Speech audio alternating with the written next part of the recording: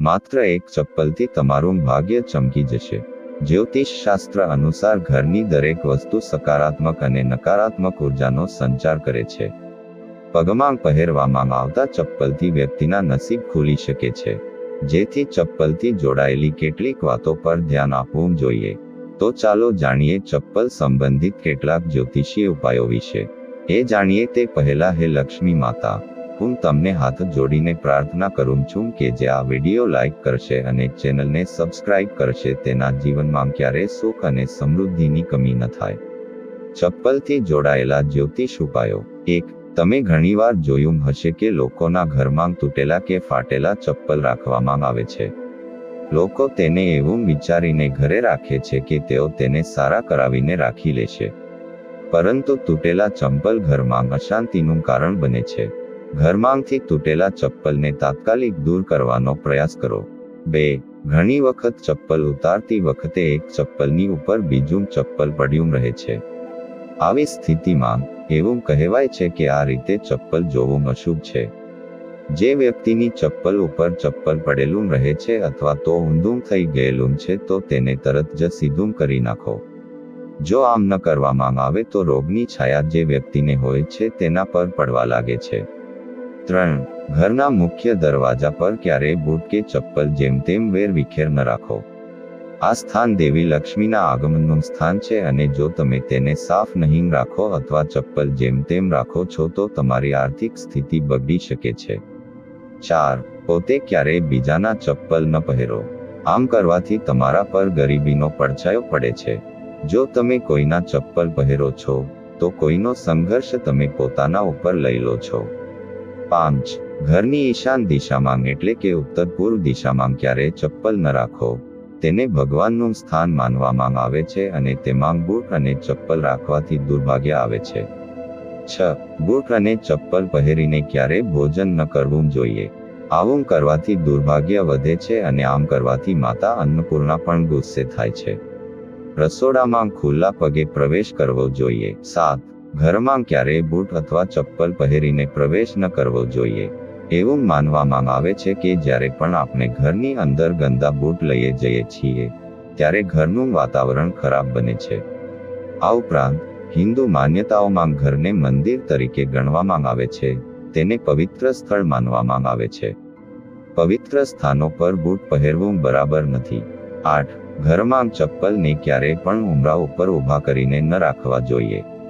એવું કહેવાય છે કે આવું કરવાથી ઘરમાં સકારાત્મક ઉર્જાનો વાસ નથી રહેતો. 9. ઘરમાં રાખેલી તિજોરીની આસપાસ ક્યારેય બૂટ અને ચપ્પલ ન રાખવા જોઈએ. એવું માનવામાં આવે છે કે જ્યાં પૈસા રાખવામાં આવે છે ત્યાં માં લક્ષ્મીનો વાસ હોય છે. તેથી જો તમે ત્યાં બૂટ અને ચપ્પલ લઈ જાઓ તો માં લક્ષ્મી નારાજ થઈ શકે છે. 10. વાસ્તુ અનુસાર ઘરમાં ક્યારેય બૂટ અને ચપ્પલને ઊંધા ન રાખવા જોઈએ.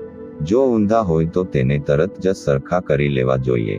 જે ઘરમાં બૂટ અને ચપ્પલ વેરવિખેર પડેલા હોય ત્યાં શનિની અશુભ અસર થાય છે. એવું માનવામાં આવે છે કે શનિનો સંબંધ પગ સાથે પણ છે. 11. જૂના બૂટ અને ચપ્પલ ઘરમાં રાખવાથી પણ ઘરમાં નકારાત્મક ઉર્જા ઉત્પન્ન થાય છે. જેના કારણે સમસ્યાઓ તમારા ઘરની બહાર નીકળતી નથી. તેથી તમે જે બૂટ અને ચપ્પલનો ઉપયોગ ઘરમાં ન કરી રહ્યા હોવ તે ન રાખો. તેનાથી વાસ્તુ દોષ પણ બને છે અને શનિ પણ અશુભ ફળ આપે છે. તેથી તેને કોઈ ગરીબ વ્યક્તિને આપો. 12. શનિવારે બૂટ અને ચપ્પલનું દાન કરવું ખૂબ જ શુભ માનવામાં આવે છે. ખાસ કરીને શનિવારે સાંજે ચામડાના બૂટ અને ચપ્પલનું દાન કરવાથી શનિદેવની કૃપા પ્રાપ્ત થાય છે. 13. જે લોકોની કુંડળીમાં શનિ અશુભ સ્થિતિમાં છે અથવા જેમની રાશિ શનિની સાદે સતી થયા હેઠળ છે તેમને મંગળવાર, શનિવાર અને ગ્રહણના દિવસોમાં ક્યારેય પણ બૂટ અને ચપ્પલ ન ખરીદવું જોઈએ. અમાવસ્યા પર બૂટ અને ચંપલ ન ખરીદો, નહીં તો જીવનમાં પરેશાનીઓનો સંચય થશે. 14. જ્યોતિષ શાસ્ત્ર અનુસાર સોમવાર અને શુક્રવારે નવા બૂટ અને ચપ્પલ પહેરવા શુભ માનવામાં આવે છે. તે તમારા નસીબને જાગૃત કરવામાં મદદ કરે છે. 15. ઘરમાં જે જગ્યાએ ભંડાર રાખેલો છે ત્યાં બૂટ કે ચપ્પલ પહેરીને ન જવું જોઈએ. તમારા ઘરના અનાજ કે ખાદ્ય પદાર્થો જૂતા અને ચપ્પલ પહેરીને સંગ્રહિત હોય તેવી જગ્યાએ જવું એ સ્થળનું અપમાન છે. 16. શનિદેવને પ્રસન્ન કરવા અને શનિદેવના આશીર્વાદ મેળવવા માટે તમે એક સરળ યુક્તિ અજમાવી શકો છો. યુક્તિ એ છે કે તમે કાળા ચંપલ પહેરીને હનુમાન મંદિરમાં જાઓ અને તેમને મંદિરની બહાર છોડીને ઘરે પાછા ફરો. આમ કરવાથી શનિની પરેશાનીઓ દૂર થાય છે. આ ઉપાયથી તમારા ઘરમાં શનિની કૃપા રહેશે અને સમૃદ્ધિ આવશે. જો આ બૂટ કોઈ જરૂરિયાતમંદને આપવામાં આવે તો તે તમારા માટે વધુ સારું રહેશે. 17. જ્યોતિષ શાસ્ત્ર અનુસાર ચંપલ અને બૂટનું ખોવાઈ જવું શુભ માનવામાં આવે છે. જ્યારે આવું થાય છે ત્યારે અશુભ ગ્રહો શુભ ફળ આપવા લાગે છે. 18. ઘરના દરવાજે ચપ્પલ મૂકવાથી ઘરમાં ક્યારેય બરકત નથી આવતા. ક્યારેય કોઈની પાસેથી ગિફ્ટ તરીકે બૂટ ન લો. આવી સ્થિતિમાં તેના દુર્ભાગ્ય તમારા નસીબનો નાશ કરશે. તમારે તૂટેલા બૂટ અને ચપ્પલ પહેરવાનું પણ ટાળવું જોઈએ. આ કમનસીબીને આમંત્રણ આપે છે. એવું માનવામાં આવે છે કે સ્વચ્છ અને સુંદર બૂટ અને ચપ્પલ પહેરવાથી ભાગ્ય સુધરે છે. 19. જો તમે શનિદેવના આશીર્વાદને જાળવી રાખવા માંગો છો તો ઇન્ટરવ્યૂ માટે જતી વખતે અથવા ઘરની બહાર જતી વખતે કોઈ પણ શુભ કાર્ય માટે ક્યારેય ફાટેલા ચંપલ અને બૂટ ન પહેરો. આ બૂટ અને ચપ્પલ તમારા જીવનમાં દુર્ભાગ્ય લાવી શકે છે.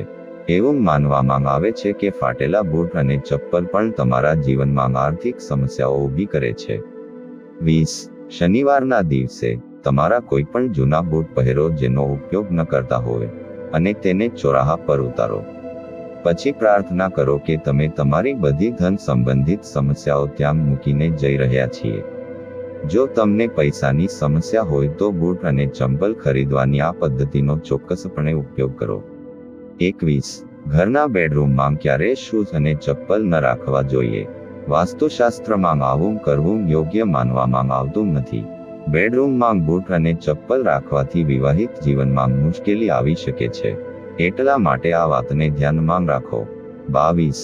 બૂટ અને ચપ્પલને ઘરની બહાર અવ્યવસ્થિત રીતે રાખવાથી નકારાત્મક ઉર્જા આવે છે. બૂટ અને ચપ્પલ હંમેશા વ્યવસ્થિત રીતે એક ખૂણામાં રાખવા જોઈએ. જે લોકો ભાગ્યના ભરોસે જીવે છે તે લોકો હંમેશા તારાઓ, ગ્રહો, લકી સ્થળો, લકી બૂટ ચંપલ, લકી સાબુ, લકી નંબરો જેવી બધા જ પ્રકારની સામગ્રીની શોધખોળ કરે છે. ભાગ્યના ભરોસે બેસી રહી અને ભાગ્ય ચમકવાની પ્રતીક્ષામાં લોકો જે કામ સરળતાથી પોતાની માટે કરી શકતા હોય છે તે કરવાની તક પણ ગુમાવી બેસે છે. તમારા જીવનની કોઈ પણ બાબત હોય તે બધાનો આધાર તમારા પર છે.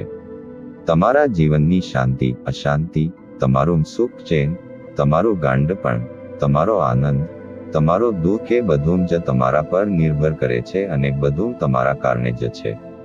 પોતાની ઉર્જાનો પોતાની પૂરેપૂરી ક્ષમતા મુજબ ઉપયોગ કરવાને બદલે પોતાની અંદર અને બહાર સારું વાતાવરણ બનાવવાના બદલે દુર્ભાગ્યવશ આપણે એવી વસ્તુની શોધમાં હોઈએ છીએ જે આ બધું આપણી માટે આપોઆપ કરી આપે.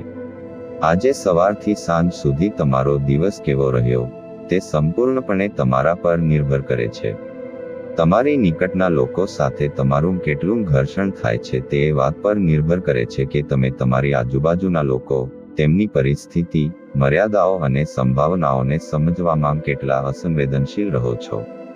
આ એ વાત પર તો બિલકુલ પણ નિર્ભર નથી કરતું કે તમારી પાસે કયું લકી ચાર્મ હતું. આ માત્ર એ જ વાત પર જ નિર્ભર કરે છે કે તમે કેટલા બુદ્ધિશાળી છો, કેટલી સંવેદના અને જાગૃતતા સાથે તમારા આજુબાજુના જીવનને જુઓ છો અને જીવો છો. ગરુડ પુરાણમાં ભગવાન વિષ્ણુએ જણાવેલા આ 4 કામ કરનારને દરેક કાર્યમાં મળે છે સફળતા અને ધન લાભ. સન્માન થવું, દરેક વ્યક્તિનું સન્માન થવું જોઈએ. પૂજા કરવી, ભગવાનને ભોગ અચૂક ધરાવો. સન્માન થવું, ઘરનો પૂજારી કે બ્રાહ્મણ દ્વારા ગરુડ પુરાણનું વાંચન કરવું. સારી રીતે વાતચીત કરવી, બધા લોકો સાથે સારી રીતે વાતચીત કરવી. જો આ વિડીયો તમને પસંદ આવ્યો હોય તો વિડીયોને લાઈક કરજો, ચેનલને સબસ્ક્રાઇબ કરજો અને બાજુમાં આપેલા આઇકનને પ્રેસ કરીને ઓલ ઉપર સિલેક્ટ કરી લેજો, જેથી તેમને વિડીયોની નોટિફિકેશન સૌથી પહેલા મળતી રહે. અને કોમેન્ટ બોક્સમાં જય શ્રી રામ લખજો. હવે મળીશું આગળના વિડીયોમાં. વિડીયો જોવા માટે આભાર.